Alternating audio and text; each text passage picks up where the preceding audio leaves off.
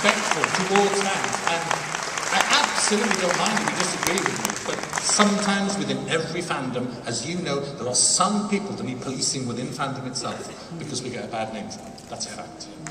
One of the, I don't know, Russell, what the organization, but one of them, forgive me, because I know you gave me a card yesterday, but they've done something fun to raise money. Oh, that's great. For children in need. And what is it? That's giving.com. Giving.com. Yeah. Well, they've raised $2,700 for children in need for the BBC, you know, and a fun way to celebrate, to kind of mourn Yanto, which is great. And celebrate Yanto. So that's really great, and that's the kind of thing that's really appreciated. Julie, what's your reaction been to the fan response? I think the fan response, we want people to be engaged, we want people to discuss, we don't want people always to agree with us. That's not why you make drama, you're trying to elicit a response. But at the end of the day, I make drama to support one author's vision of each piece of work that I'm honoured to be part of, and that's what I back. It's not a democracy making drama, it's about a vision. Whether people like it or not, it's storytelling.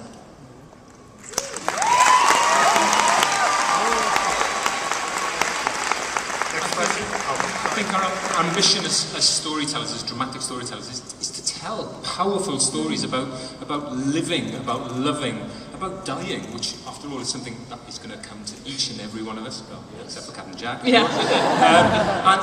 And you know, for us to back down and kind of censor a huge part of life out of our sphere of storytelling would just be foolish and would diminish the scale of what we're trying to do. So I think you know, our ambition was great. I think this season of Torchwood has, you know, with the wisdom of hindsight, been more successful because it has such a big story and such big stakes, and because people are discussing it.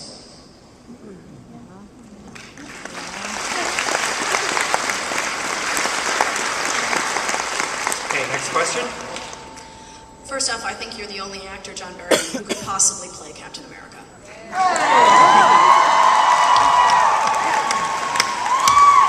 And actually, that wasn't a question, but I do have another one. Speaking as a bisexual woman, thank you, number one, for doing this part, for playing this part. I appreciate it. And you have been very public and very honest about your own sexuality, and I appreciate that.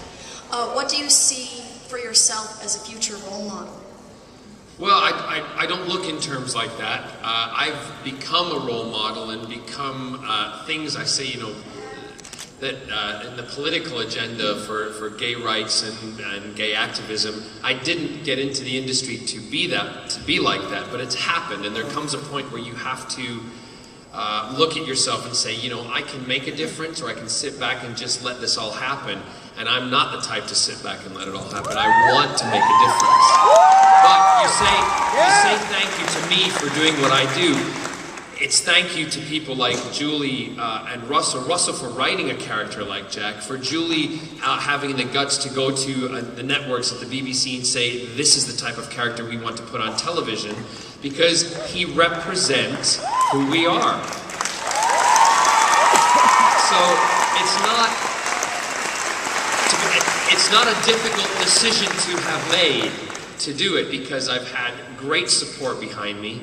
I've got the support of my partner Scott, who's out there somewhere. I've got the support of great directors, great writers, awesome producers, and great networks behind me. So we can't do wrong. You know, let's have more people like Jack on television. And let's have more John Barrowman on television.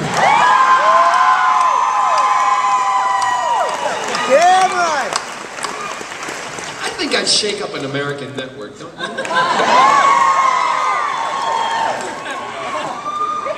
Hi, I'm Maddie, and my question's for John.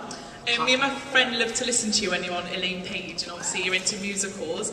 We just wondered whether you'd want to do a musical episode of Torchwood, and if so, can I be in it? I can answer this question for Russell. No. The stories, or whatever the future may hold, the characters, it doesn't lend itself for that. It really, I don't think so. As much as my musical side would love to have a musical drama that I do one day, you know, I get to do that in film, I get to do that on stage, and if I'm right in saying it probably will not happen. Well, do you know what I think? I think when Buffy the Vampire Slayer did that, you could not do better.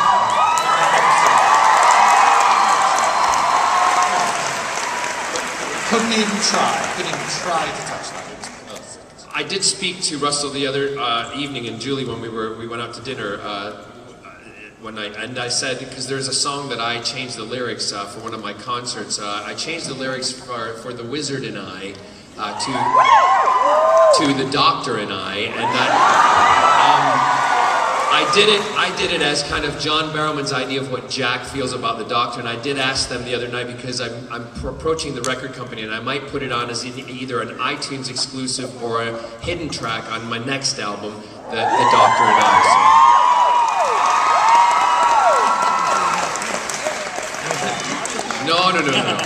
No, because you'll all YouTube it and I'll get in trouble by Stephen Schwartz, and I don't want that to happen. Hi, I'm Em. John, you and Gareth were brilliant in the scene that we all blame Russell for. I'd just like to know, John, how was it for you and for Jack to hold Yanto in your arms and watch him die? And if you could bring Yanto back, what would you want him and Jack to do? Reminder, there are people in this room under 18. Don't you worry, I've read that sign. I've read the sign, and I know how to get my point across without them understanding.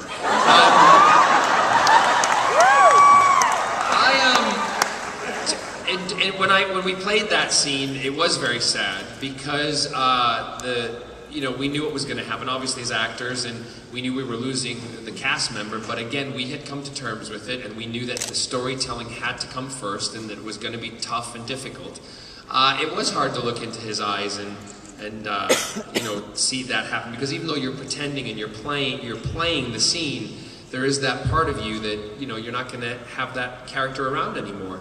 The tougher scene was the one when it was Eve, myself, Gwen, Jack, when Jack was underneath the red sheet and Yanto was underneath the sheet, and Gwen pulled back the cover on Jack's face and she just gave a hint of a smile which told us all he's going to come back. She's it's sad, he's going through pain, but he's going to come back. And then when she turned to Yanto and pulled it back, that was it, because he is not. And when Jack came up, sat up behind her and came over to her, that realization for him, because this is my fan geek in myself. When I played that scene when Jack kissed him, in my head there's an element, because Jack brought him back to life before when he kissed him, but in my head as the actor, that could have happened, so maybe when he came back to life, Yanto would be there. So the realization for Jack that Yanto was gone was when he was in that morgue. And he saw him when they pulled the cover off. The realization was he didn't save him. The kiss was too late, because he was already gone. There was no life force left. So therefore, Yanto was dead, and that was really, really difficult. And even I did. We lost it. We both cried. And I think it was an emotional day that day, wasn't it? That was also Gareth's last day on set. Yep. So that was one of the last scenes that he shot. So, doubly sad because of that. Yeah. And that was before you played that trick on Eve.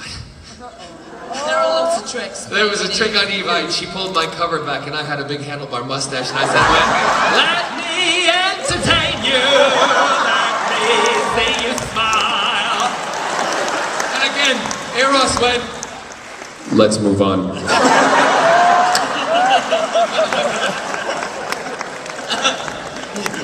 But yeah, no, just for those fans out there, recognize the number that Jack is under. I requested that Jack was put into number 13.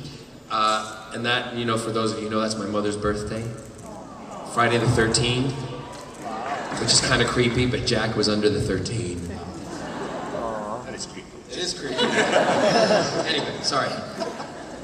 We have time for about 1 or 2 more questions. I can't control time. We talked about this already.